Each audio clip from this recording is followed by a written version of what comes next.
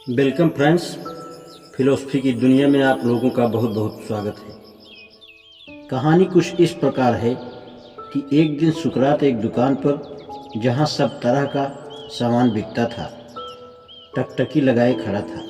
अंत में उसने कहा, आहा, कितनी सारी चीज़ें हैं जिनकी मुझे कोई ज़रूरत नहीं। अब तो हम 21वीं शताब्दी के दूसरे दशक के समापन की ओर बढ़ रहे हैं।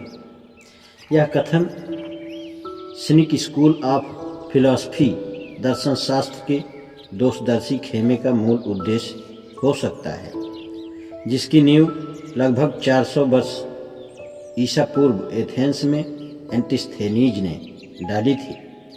एंटिस्थेनीज सुकरात का एक शिष्य था और ख़ास तौर पर मितव्ययी में रुचि रखने लगा था।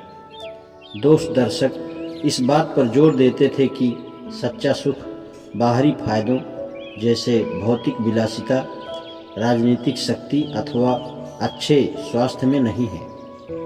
सच्चा सुख इसमें है कि हम किसी भी प्रकार की फालतू और क्षणभंगुर चीज़ों पर निर्भर न रहें। और चूंकि सुख इस प्रकार के लाभों में नहीं है, अतः यह हर एक की पहुँच के भीतर है।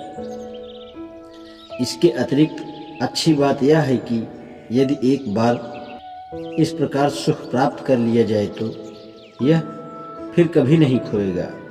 दोषदर्शकों में सबसे ख्यात डायोजनीज था, एंटिस्थेनीज का एक शिष्य, जिसके बारे में कहा जाता है कि वह एक बैरल में रहता था और उसके पास पहनने के लिए एक लबादे और रोटी के एक थैले के अतिरिक्त और कुछ नहीं था। इसलिए उससे उसका सुख चुरा लेना आसान नहीं था। एक बार जब वह अपनी बैरल के पास धूप का आनंद ले रहा था तो सिकंदर महान उससे मिलने आया। सम्राट उसके सामने खड़ा था और उससे पूछ रहा था, क्या वह उसकी कोई सेवा कर सकता है? क्या उसकी कोई इच्छा है? हाँ, डायोजनीज ने उत्तर दिया। जरा एक तरफ हटकर खड़े हो, तुम धूप को आने से रोक रहे हो। इस प्रकार डायोजनीज ने दिखला दिया कि वह अपने सामने खड़े मनुष्य सम्राट से कम संपन्न या सुखी नहीं था। उसकी ज़रूरत की सब चीज़ें उसके पास थी।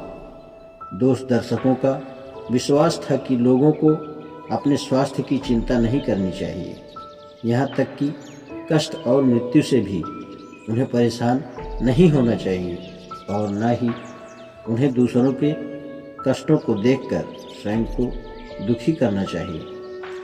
आजकल दोषदर्शी और दोषदर्शन शब्दों का अर्थ मानव के प्रति निष्ठा में तिरस्कारपूर्ण अविश्वास हो गया है, और इन शब्दों का अंतर्निहित अर्थ है दूसरे के दुखों के प्रति असंवेदनशील हो जाना। आज इतना ही शेष कर, धन्यवाद।